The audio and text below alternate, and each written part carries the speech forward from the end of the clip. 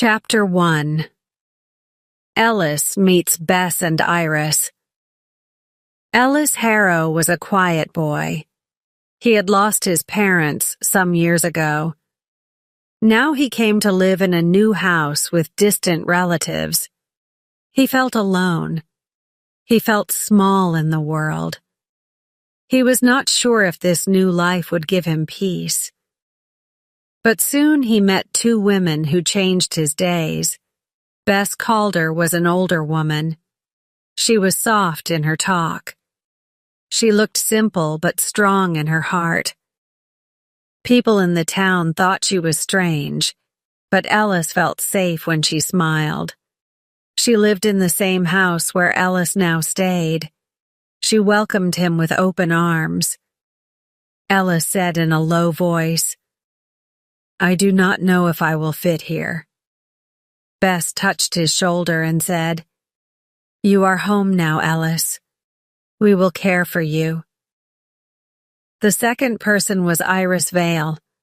She worked in the house and helped Bess every day. She was younger than Bess, but older than Ellis. Iris had sharp eyes but a kind heart. She said, "Do not worry, Ellis. You will get used to this place. We are not many, but we are enough." Ellis nodded and felt some hope. The first evening, Bess sat with Ellis. She opened a small wooden box. Inside were dried leaves and small bottles. Ellis looked at them with surprise. "What are these?" he asked. Bess smiled gently. "This is my work. I make medicine from herbs. Some people come to me when they are sick. I do not take money. I only want to help." Ellis listened carefully. "Does it really work?" he asked. Bess laughed softly. "Many people say it does. Some do not believe me, but I know in my heart that it helps." Iris joined the talk. She said, "Bess has helped children with fever and women with pain. People come to her in secret, but not everyone is happy with it." Ellis looked worried. "Why not? She is helping them." Iris shook her head. "Some say it is not safe.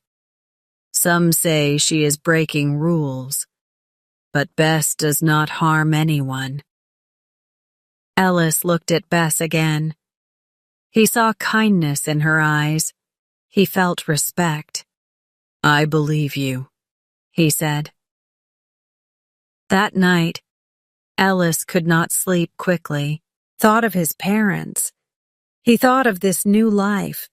He thought of Bess and her strange work. He whispered to himself, "Maybe I will find family again." The next morning, Bess gave him tea made from herbs. Ellis drank slowly. "It is sweet," he said. Bess smiled. "Herbs can heal and comfort. Life is heavy, Ellis. We must carry it with gentle hands." Ellis did not understand fully, but her words touched him. Iris then came with bread. She sat beside Ellis. "You look better today," she said. Ellis nodded. "I feel better. Maybe I will learn many things here."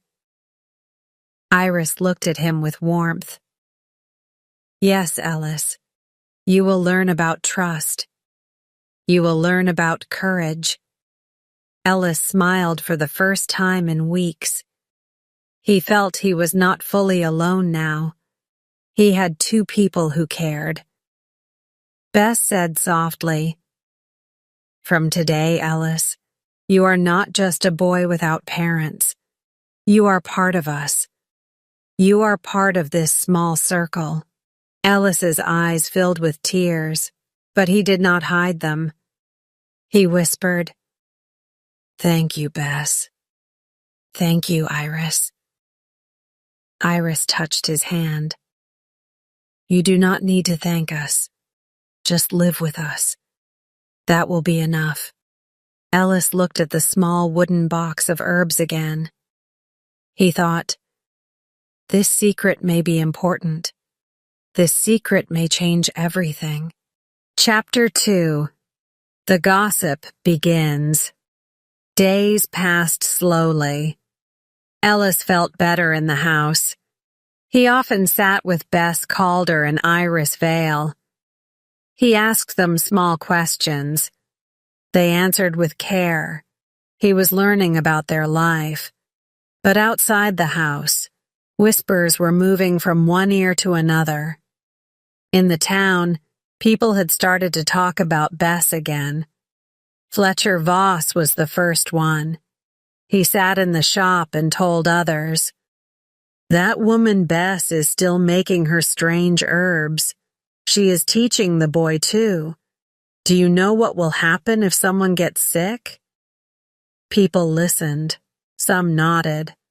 Some stayed quiet. But the gossip had started. One woman in the shop asked, "But did she not help your sister last year?" Fletcher's face turned red. He said quickly, "That was luck, nothing more. She plays with nature. It is not right."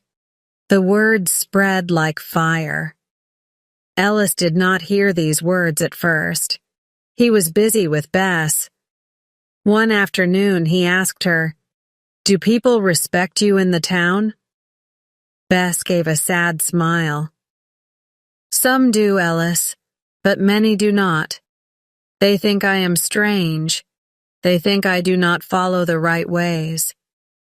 Ellis frowned. "But you are helping people." Iris said softly, "Not everyone can see the heart. Some only see what they fear." Next morning, Iris went to buy bread. She heard two men talking outside the bakery. One said, "That old Bess is dangerous. She is too close to her herbs." The other man replied, "She gave me medicine once when my wife was sick. It worked. I cannot call her bad." But the first man shook his head. "Still, people talk, and talk can hurt." Iris came back home and told Bess. "They are whispering again," she said. Bess looked down at her hands. "I knew this day would come again."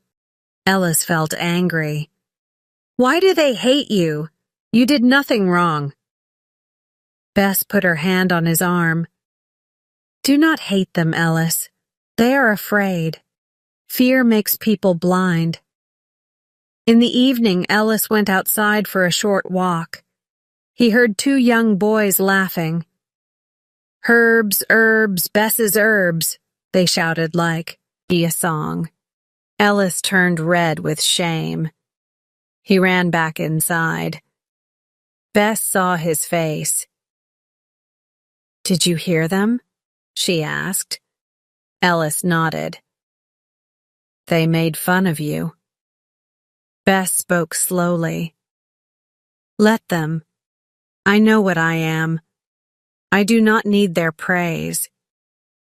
That night, Ellis could not sleep.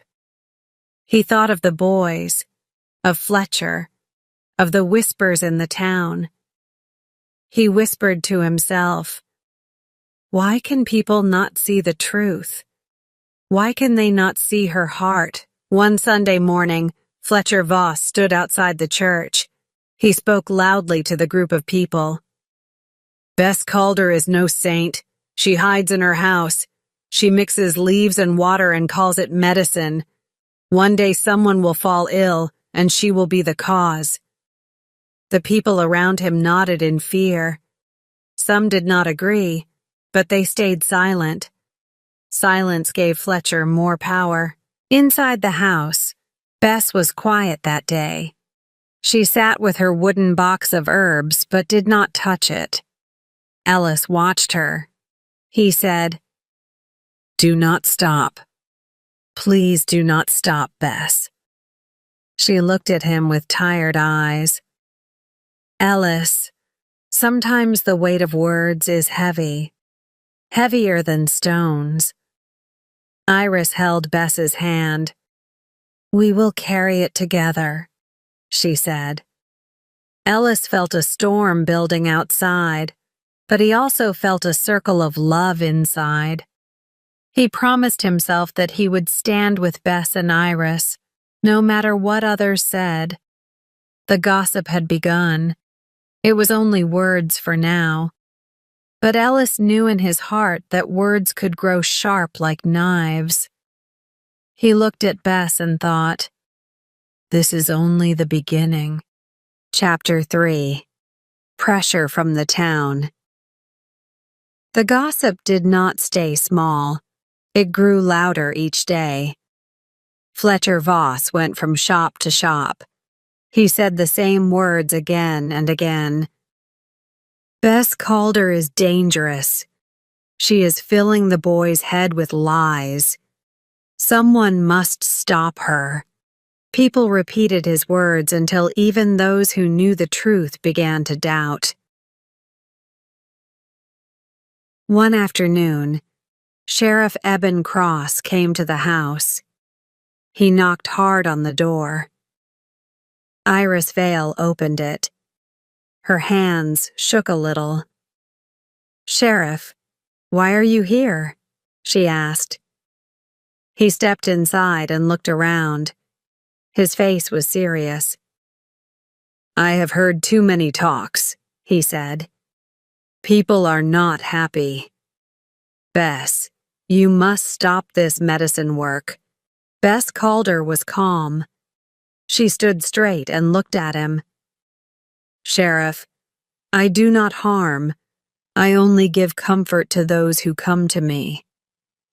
The sheriff shook his head. Words are flying everywhere. If something happens, they will blame you. I cannot protect you from that. Ellis jumped in. She helps people. She gave me tea and it made me better. Why do you not see that? Sheriff Cross looked at Ellis with pity. You are a boy. You do not know the weight of law. After he left, Ellis felt hot tears in his eyes. He said, Why do they treat you like this? You are good. Bess touched his cheek gently. Because, Ellis, when people do not understand, they fear, and fear becomes anger. Iris said sharply, But fear does not give them the right to hurt. The next day, Fletcher Voss came with 2 men. They stopped at the gate and called out loudly. Fletcher's voice was sharp. Bess Calder, you are teaching wrong things. This will bring trouble to the town. You are filling the boy's head with silly thoughts. Please stop, or we will not allow it. Ellis stood near the window and heard everything. His hands became tight. He wanted to go outside and answer back, but Bess stopped him gently. No, Ellis, do not react with anger. Calmness is stronger than anger. That night, Iris told Bess, They are not stopping. They are growing stronger. Bess sat in silence. Ellis spoke with a trembling voice. What will we do? I do not want to lose you. I do not want to go back to being alone. Bess said softly, We will think. We will find a way. But remember, Ellis, even if the whole town stands against us, we will still stand together. 2 days later, Sheriff Cross returned. This time his voice was harder. Bess, this is my last visit. The people want peace. If you do not stop, I will have to act. I cannot allow unrest in the town. Iris stepped forward. And what about truth, Sheriff? What about kindness? Does the law not care for that? The sheriff looked down. The law cares for order, not for secret work. Ellis felt his heart breaking. He whispered to Bess, "They will never understand you." Bess looked at him and said, "Then we will not ask them to understand." The pressure had become heavy. It was no longer whispers in the street. It was the sheriff at the door. It was Fletcher shouting threats. It was neighbors turning their eyes away. Ellis knew things would not stay the same. Something had to change. He lay awake that night and thought, "We cannot live like this forever. We must find another place." Chapter 4. The Treehouse Escape. The pressure grew too heavy. Bess Calder could no longer smile the way she once did. Iris Vale was restless every night. Ellis Harrow felt anger and fear together. They all knew that something had to change. The house was no longer safe. The town no longer gave them peace. One evening, Ellis spoke first. "Bess, I cannot bear this anymore. They will never stop. Fletcher will not stop. The sheriff will not stop. We need to go." Bess looked at him with tired eyes. "Go where, Ellis? We do not have a place." Iris leaned forward. "We do not need a grand place. We only need a corner of the world where they cannot reach us." Ellis whispered, "Then let us make our own world." He told them about an old treehouse he had seen. His voice was full of hope. "It is not big. It is not fancy. But it is ours if we want it. We can live there. We can laugh there. No one will tell us to stop." For a long time, Bess stayed silent. Her face was thoughtful. At last, she said, "A treehouse is not much, but perhaps it is more than this empty fight. Perhaps freedom is better than fear." Iris nodded. "I will go with you both. If we must live small, then let it be small, but let it be ours." Ellis's eyes shone. "Then it is decided. Tomorrow we go." The next morning, they gathered what little they could carry. Bess held her wooden box of herbs close to her chest. Iris carried a small bag. Ellis took only a blanket and some food. Before they stepped out, Ellis said, "We are not running away. We are walking toward peace." Bess touched his hair softly. "Yes, my boy. Peace is worth more than pride." When they reached the treehouse, they climbed inside. It was quiet. It was simple. But to them, it felt like freedom. Ellis looked around with wide eyes. "This is home now," he said. Iris sat beside him and smiled for the first time in weeks. "Here no one will call us strange."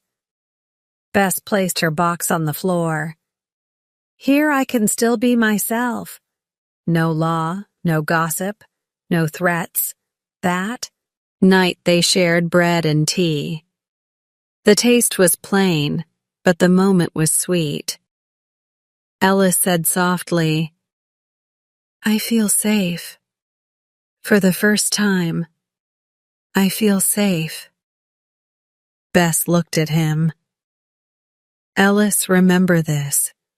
A family is not always blood. A family is the ones who stand with you in the storm." Iris added, "And we are that family now." Ellis held their hands tightly. "Yes, we are. I am not alone anymore." His voice broke with emotion. Bess whispered, "You were never truly alone. You only needed to see it." The three of them sat close together, their hearts lighter than before.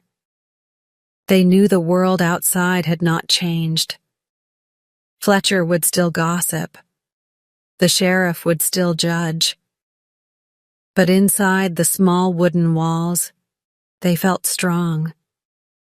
They felt like a new family. Ellis lay down with his blanket and whispered, "This is our world. This is our safe place." Iris smiled in the dark. "Sleep well, Ellis.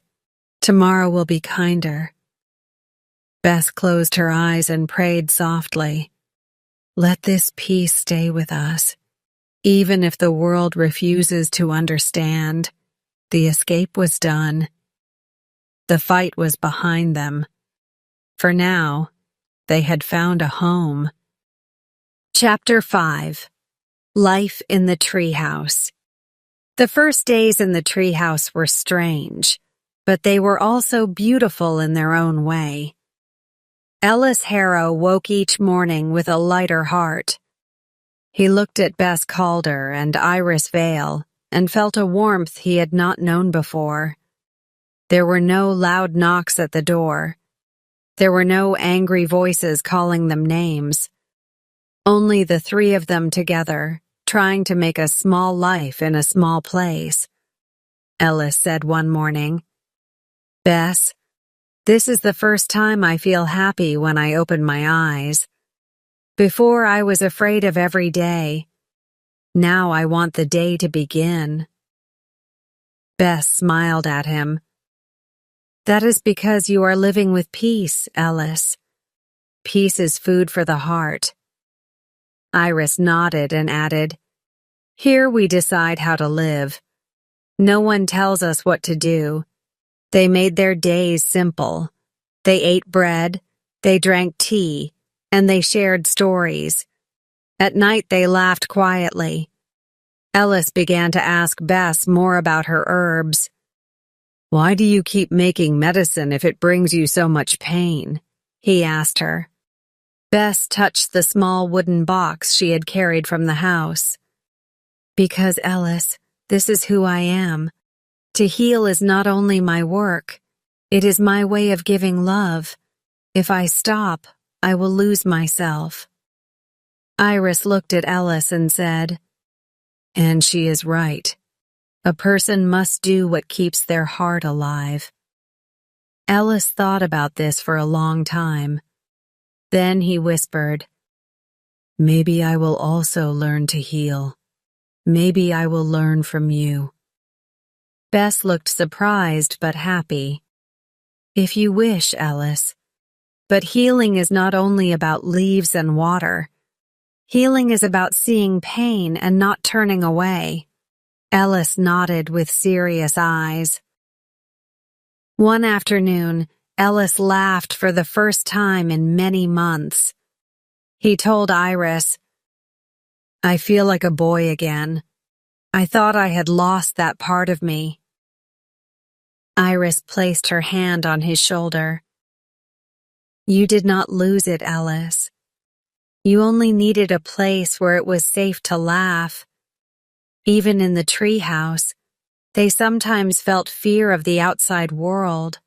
At night, Bess would sigh and say, 'Do you think they will leave? Ia's alone.' Iris would answer, 'Let them talk. We are not hurting anyone.' Ellis would add, 'If they could see us now, they would know we are only trying to live.' But they knew the town did not see. The town only judged. Still, their bond grew stronger. Ellis began to feel that he had two mothers, one gentle and wise, the other sharp but protective. He often said, "I am lucky. I lost my parents, but God gave me you both." Bess's eyes would fill with tears. She would whisper, "And I am lucky too, Ellis. I thought my last years would be lonely. Now I have you." Iris would laugh softly. "We are all lucky. We found each other when the world turned away." Ellis sometimes dreamed at night, that the sheriff came with chains. He woke in fear. But when he saw Bess and Iris sleeping close to him, his fear melted. He told himself, "Even if they come, we are together. Together is enough." One day, while drinking tea, Ellis said, "What if one day they force us out?" Iris answered quickly, "Then we will find another tree, another place. We will never stop living in our own way." Bess spoke slowly. "Yes, but remember this, Ellis. Freedom is not in walls. Freedom is in the heart. Even if they drag us away, what we built here will stay inside us forever." Ellis listened carefully and held her words like treasure. He whispered, "Then I will keep this treehouse in my heart. No one can take it away." Their life was small, but it was filled with meaning. In that little space, they learned to smile again. They learned to trust again. They learned that love does not need the world's approval. It only needs courage. Every night, Ellis would thank them. "Thank you for giving me a family," he said. Iris would shake her head. "Do not thank us, Ellis. Just live with us. That is the gift we want."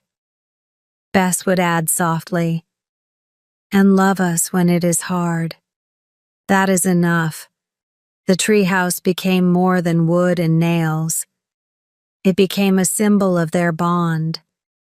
It became a place where pain turned into hope. Ellis thought, "I was lost once, but now I am found." The new life in the treehouse had begun. And though they knew it could not last forever, they also knew that no one could take away what they had built inside their hearts. Chapter 6. The town reacts strongly. The days in the treehouse passed with quiet joy. Ellis Harrow felt safe with Bess Calder and Iris Vale. But outside, in the town, people were not calm. The whispers had grown into arguments. Some believed Bess was harmless. Some believed she was dangerous. Fletcher Voss was the loudest voice. He told everyone, "They are hiding in that treehouse. They think they are better than us. They will bring shame to our town." His words poisoned many ears. One morning, Sheriff Eben Cross walked into the bakery. People gathered around him. "Sheriff, you must do something," Fletcher said loudly. "They cannot live apart from us. They cannot play with herbs and call it medicine. This is not right." Another man added, "It makes the town look weak. Outsiders will laugh at us." Some nodded in fear, others in anger. The sheriff listened in silence. Then he said, "I will speak to them again, but if they refuse, I will act." The room grew quiet. People felt both relief and fear at his words. News of this reached the treehouse through Juno Pike, a kind neighbor who still cared. He came to Ellis secretly and said, "They are planning to pull you back. Fletcher is pushing the sheriff. You must be ready." Ellis thanked him. But when Juno left, Ellis's face grew pale. "They will not let us live," he told Bess and Iris. Iris clenched her fists. "Why can they not leave us alone? We hurt no one." Bess spoke softly. "Because peace frightens those who know only noise." The next evening, Fletcher came near the treehouse with 3 men. He shouted from below, "Bess Calder, come down! You are not a queen to live apart. You are not a saint to heal people with weeds. You are only an old fool who has led this boy astray. Ellis's eyes burned. He wanted to shout back, but Bess held his arm. "Do not give him your anger," she said. "His anger will eat itself." Iris stepped forward, her voice sharp. "Leave us alone, Fletcher. We are not breaking your doors.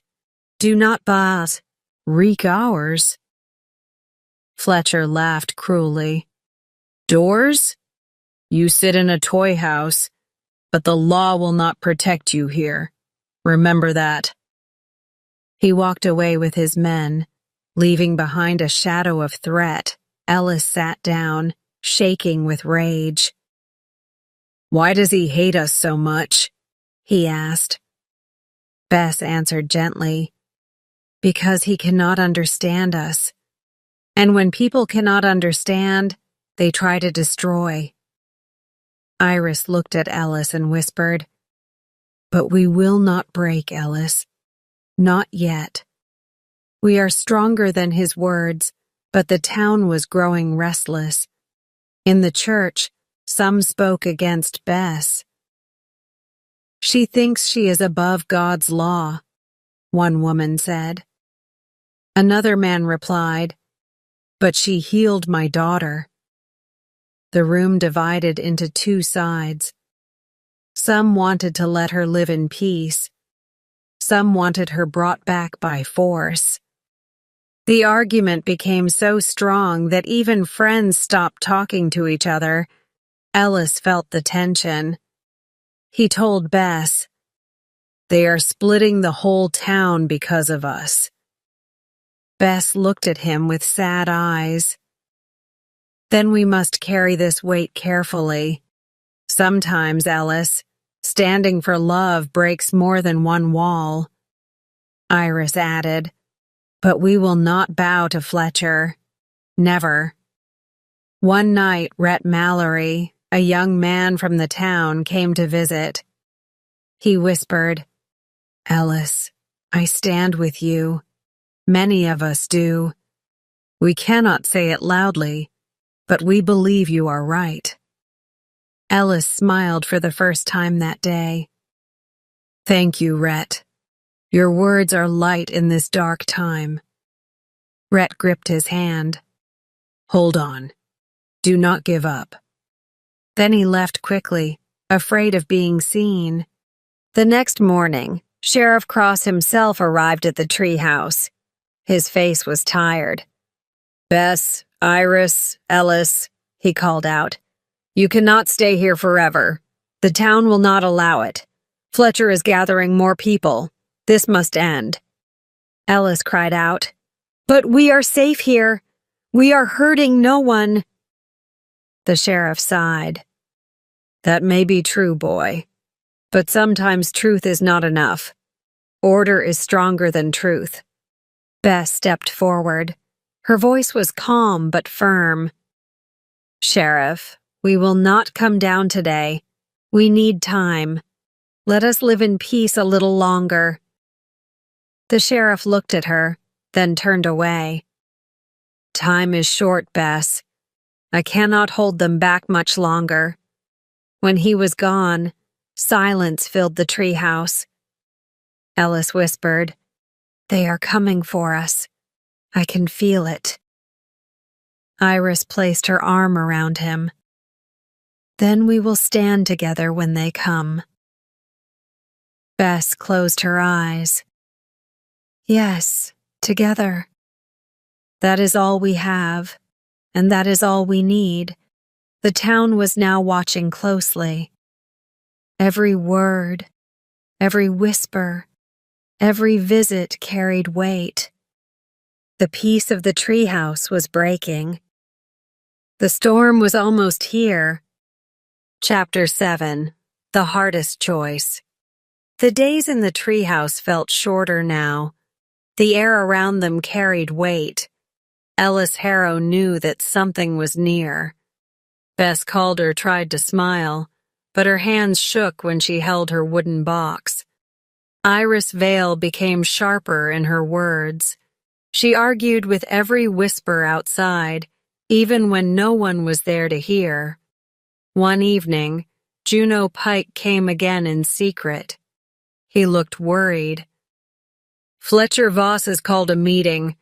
Half the town is with him. The sheriff will not stop them this time. They want to bring you down from here. Ellis's heart raced. He asked quickly, "When will they come?" Juno shook his head. "Soon. Maybe tomorrow, maybe the next day.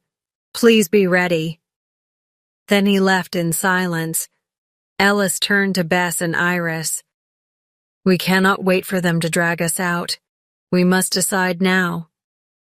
Bess sat quietly. She closed her eyes and said, "I knew this day would come. We cannot hide in wood and nails forever. Life is not meant to be only escape." Iris jumped in. "No, Bess, do not give up. We built this place with courage. We cannot throw it away." Ellis looked at both of them.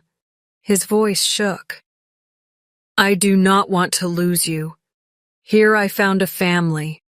If we leave, will they take that away?" Bess touched his hand. "Family does not live in a treehouse, Ellis. Family lives in the heart. Even if we are pulled apart, nothing can break what we share." Ellis whispered, "But I am afraid." Iris pulled him close. "We are afraid too. But fear cannot make our choices. Only love can." The next morning, Sheriff Eben Cross returned. This time he did not come alone.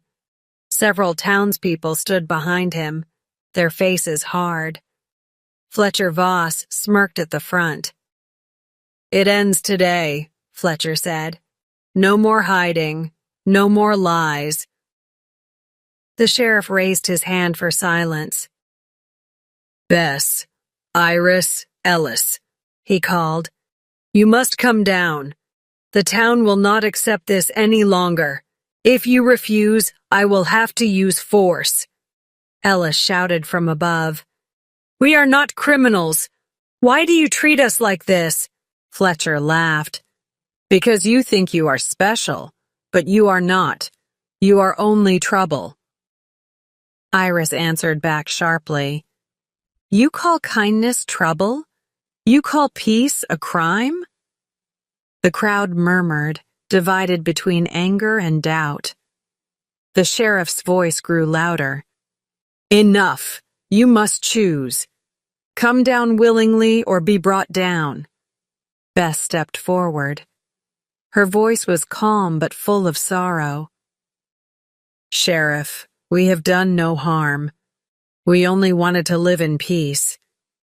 But if the town cannot allow it, then we will not fight. We will come down." Ellis turned to her in shock. "No, Bess, do not give in. This is our home." Bess placed her hand on his shoulder. "Home is not a place, Ellis. Home is the people we love. If we stay and fight, we may lose everything. If we go, we can still keep each other." Tears filled Ellis's eyes. He whispered, "It feels like they are tearing my heart." Iris hugged him tightly. "Let your heart break, Ellis, but do not let it turn hard. We must live, even if it is painful." Bess looked at Iris. "You are right. We must live, even if we cannot live as we wish." The sheriff waited below, his eyes full of pity. Fletcher crossed his arms with pride. "So they surrender," he muttered. Ellis looked down at him with fire in his eyes. "We do not surrender to you, Fletcher. We only choose another way." Fletcher sneered, but Ellis turned away. Slowly, Bess picked up her wooden box. She pressed it to her chest. Iris took Ellis by the hand. Together, they walked down.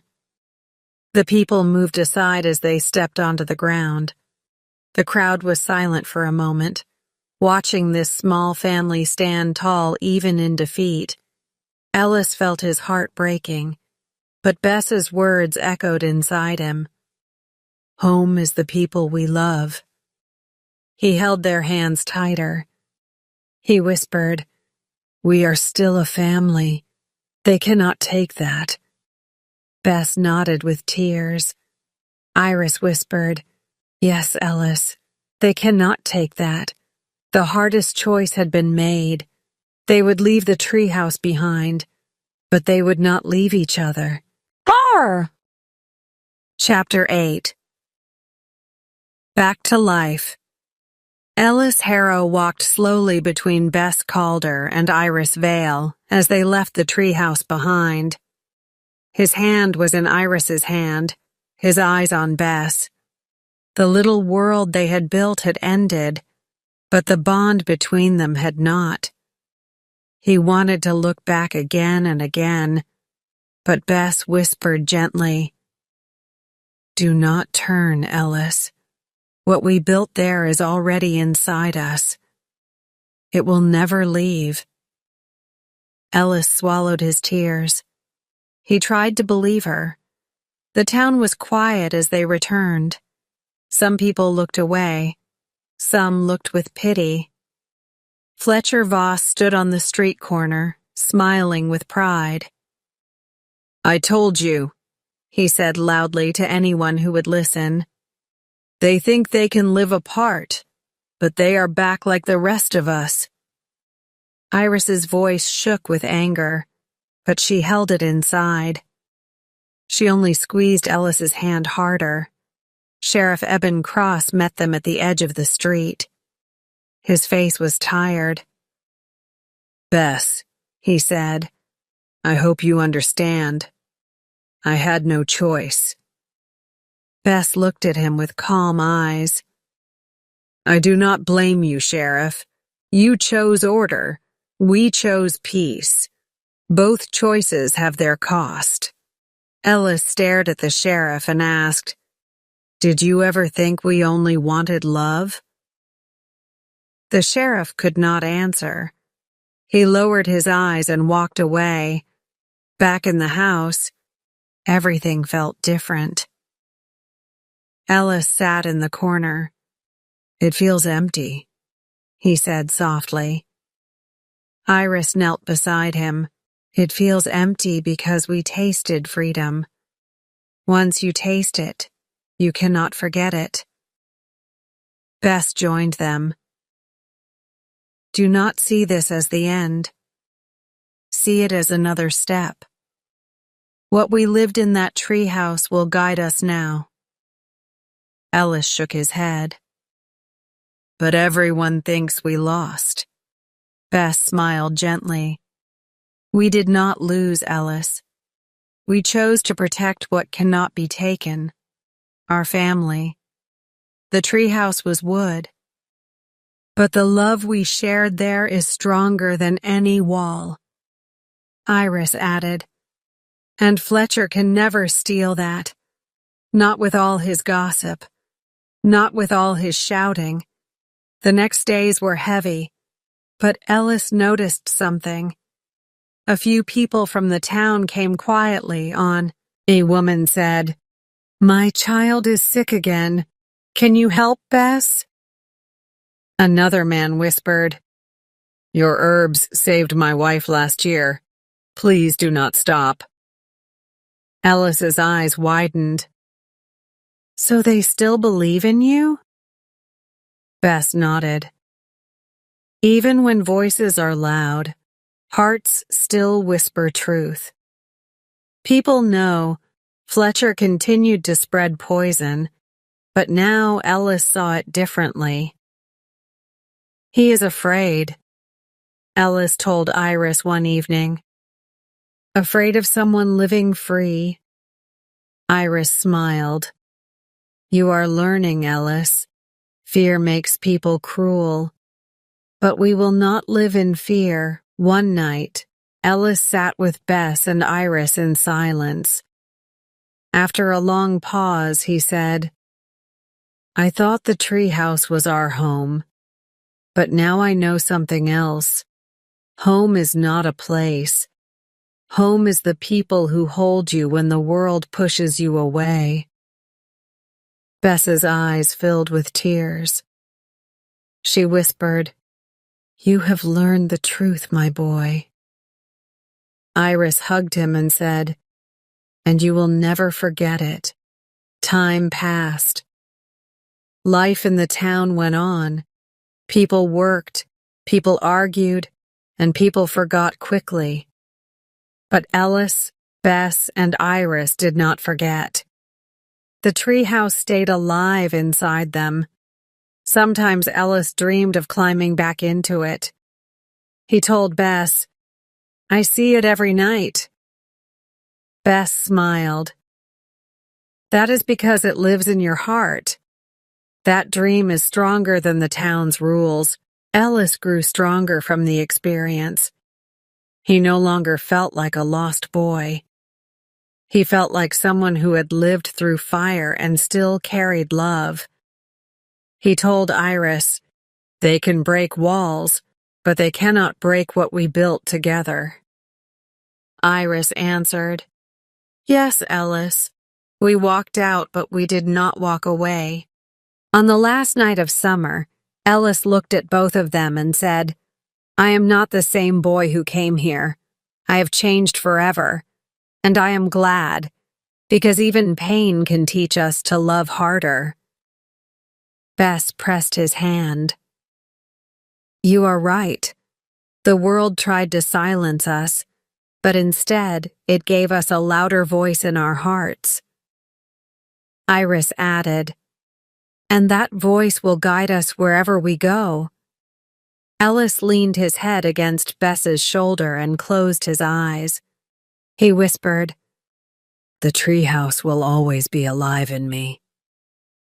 Bess and Iris both held him close. They stayed like that, three souls bound by something no crowd, no sheriff, no gossip could ever destroy. They had left the treehouse, but they had not left each other. And that made all the difference. Their life was back in the town, but their hearts carried a secret freedom forever. They were changed, and they would never be the same again.